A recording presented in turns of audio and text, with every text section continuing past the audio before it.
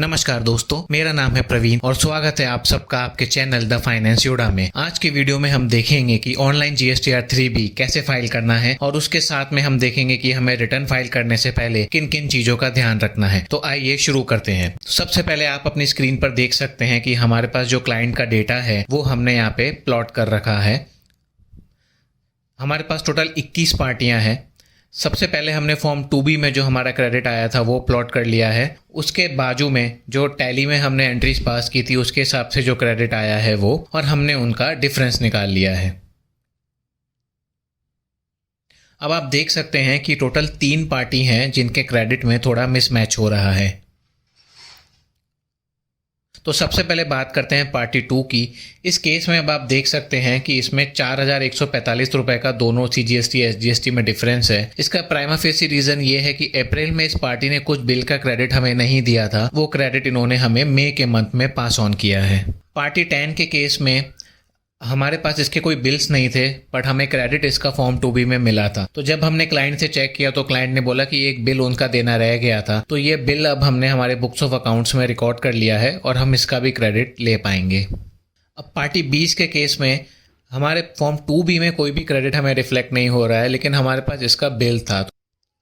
तो जब हमने क्लाइंट से चेक किया और क्लाइंट ने आगे पार्टी से कंफर्म किया तो पार्टी ने ऐसा बोला कि ये बिल उनका GSTR 1 में रिपोर्ट करना रह गया है और इसका क्रेडिट हमें जून का रिटर्न जब हम फाइल करेंगे तब मिलेगा। तो इस बिल का क्रेडिट हम मई के फाइलिंग में नहीं ले पाएंगे।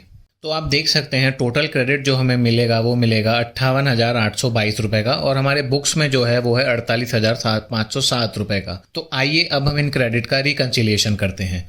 हमारे पास फॉर्म 2B में जो हमने डिस्कस किया 58,822 है, बुक्स में अभी 48,507 है। उसके बाद हमें अप्रैल के मंथ का जो क्रेडिट है जो पार्टी ने मई में पास ऑन किया है वो हम लेंगे। एक बिल जो हमारा रिकॉर्ड करना इनिशियली रह गया था उसका क्रेडिट हमें मिलेगा, और जो बिल का क्रेडिट हमें पार्टी ने नहीं दिया है वो हम इसमें से डिडक्ट कर देंगे। तो हमारा adjusted credit as per books 58,816 आ रहा है। जो 5 रुपए का डिफरेंस है दोस्तों वो राउंड ऑफ एरर है।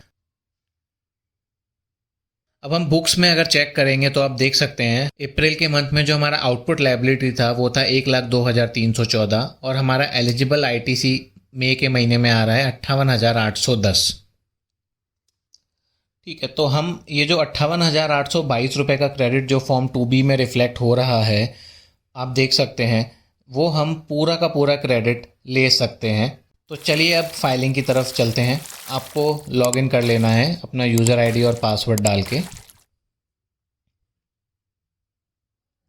अब आपको रिटर्न डैशबोर्ड पे जाना है। वहाँ पे जो भी एप्लीकेबल आपके लिए पीरियड हो आपको वो सिलेक्ट करना है। हमारे केस में हम मई का रिटर्न फाइल कर रहे हैं।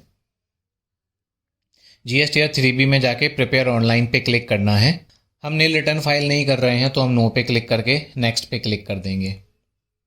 अब आप देख सकते हैं जो हमारे बुक्स में आउटवर्ड सप्लाईज पे जो टैक्स आ रहा था वो सेम का सेम यहाँ पे हो रहा है। दोनों का टोटल 1,02,314 के आसपास है। इतना हमारा टैक्स का लायबिलिटी बन रहा है जो हमने GSTR 1 में सेल्स रिपोर्ट की थी।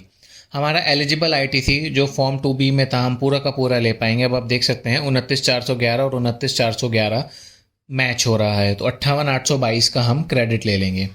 हम प्रोसीड टू पेमेंट पे क्लिक करेंगे। अब यहाँ पे अब आप देख सकते हैं आपका कैश लेजर बैलेंस और क्रेडिट लेजर बैलेंस डिस्प्ले होगा। कैश लेजर में अभी यहाँ पे अमाउंट किस लिए आ रही है, क्योंकि मेरी जो आउटपुट लायबिलिटी थी 1,02,000 माइनस 58,000 वो मैं ऑलरेडी पे कर चुका हूँ, और जो क्रेडिट लेजर का बैलेंस आ रहा है वो फॉर्म 2B से कैरी फॉरवर्ड हुआ है। इसका एडजस्टमेंट हम नीचे देख सकते हैं कि किस तरह से टैक्स पेबल ITC से कितना हुआ है और हमें एडिशनल कैश बैलेंस किस तरह से करना है। यहाँ पे सिंस हम ऑलरेडी पेमेंट कर चुके हैं तो हमारा ITC भी एडजस्ट हो गया है और हमारा यूटिलाइजेबल कैश बैलेंस भी ऑलरेडी एडजस्ट हो चुका है। इनकेस अगर आपने यहाँ पे पेमेंट नहीं करी है तो मैं आपको बता देता हूँ कि आपको किस तरह से पेमेंट करनी है। आपको क्रिएट चलन पे क्लिक करना है, उसके बाद आपकी ये विंडो ओपन होगी। इस केस में जो भी आपका अमाउंट पेबल है वो ऊपर रिफ्लेक्ट हो जाएगा। आपको पेमेंट मोड सिलेक्ट करके जनरेट चालान पे क्लिक करना है। उसके बाद आप डायरेक्टली चालान जनरेशन पेज पे आ जाएंगे। आप चालान डाउनलोड करके पार्टी को भी भेज सकते हैं, या अगर आप खुद पेमेंट कर रहे हैं तो वहाँ पे प्रोसीड टू पेमेंट का ऑप्शन अवेलेबल रहेगा। ये चालान आप जैसे ही पे कर देंगे तो वो आपके कैश बैलेंस में रिफ्लेक्ट हो जाएगा। पेमेंट करते टाइम दोस्तों हमारे साथ ऐसा हुआ था कि हमारे बैंक से पैसा कट गया था लेकिन उसके बाद सिस्टम ने हमें ऑटोमेटिकली लॉग आउट कर दिया था। तो ऐसा अगर आपके साथ होता है तो आपको दोबारा इमीडिएटली पेमेंट करने से पहले एक चीज़ चेक करनी है। आपको वापस लॉगिन करना है, सर्विसेज में जाके पेमेंट में जाके चालान हिस्ट्री में क्लिक करना है।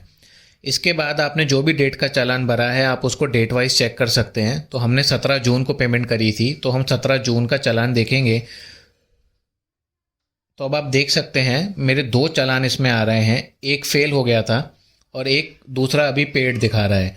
थोड़े टाइम पहले जब मैंने इसको चेक किया था तो ये इनिशिएटेड दिखा रहा था। अगर आपका चालान पेमेंट होने के बाद ऐसे आपका भी इशू हुआ है तो अगर इसमें चालान का स्टेटस इनिशिएटेड दिखा रहा है तो आपको थोड़ी देर वेट करना है, ये ऑटोमेटिकली पेड में कन्वर्ट हो जाएगा। और अगर नहीं होता है तो आपको अमाउंट रिफंड हो जाएगा, बट ये चीज़ आपको ध्यान से चेक करनी है। तो हमारा इनकेस चालान एक्सेप्ट हो चुका है, हमने 17 को पे किया था और 17 को ही एक्सेप्ट हो गया है। तो अब हम वापस मेन पेज पे आ जाते हैं और अब हम आगे रिटर्न फाइलिंग की तरफ प्रोसीड कर सकते हैं। तो अब आप देख सकते हैं यहाँ पे हमारा ITC और कैश जो भी हमने पे किया है सारा एडजस्टमेंट होने के बाद 15 नंबर के कॉलम में नेट लायबिलिटी 0 आ रही है।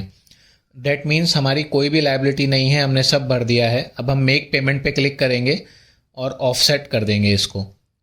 ऑफसेट करने के बाद अब आप देख सकते हैं हमारा एडजस्टमेंट हो चुका है, नेट लायबिलिटी 0 है और हम प्रोसीड टू फाइल पे क्लिक करेंगे।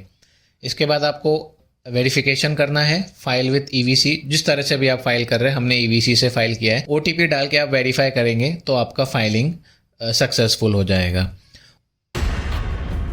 उम्मीद करता हूं दोस्तों आपको वीडियो पसंद आया होगा। वीडियो को ज़्यादा से ज़्यादा लाइक और शेयर कीजिए। ऐसे ही कंटेंट देखने के लिए हमारे चैनल द फाइनेंस योड़ा को सब्सक्राइब करिए। Thank you.